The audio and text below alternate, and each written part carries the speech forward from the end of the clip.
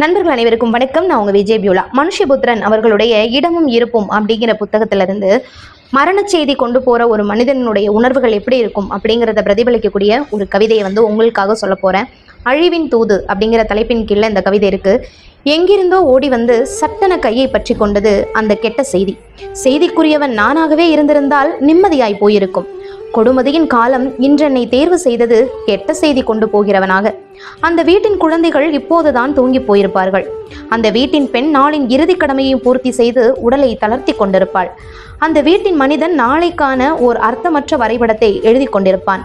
அந்த வீட்டின் விருந்தாளி தனது இடத்தை இன்னொரு முறை சரிபார்த்து கொண்டிருப்பான்.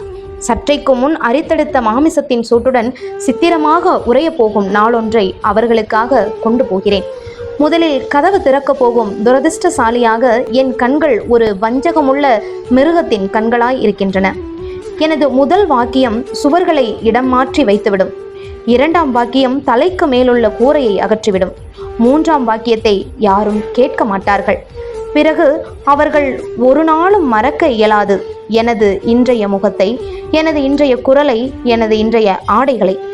அழுகும் புண்ணொன்றிற்கு அருவருப்பான புழுவாகி நிரந்தரமாக தங்கிவிடுவேன்.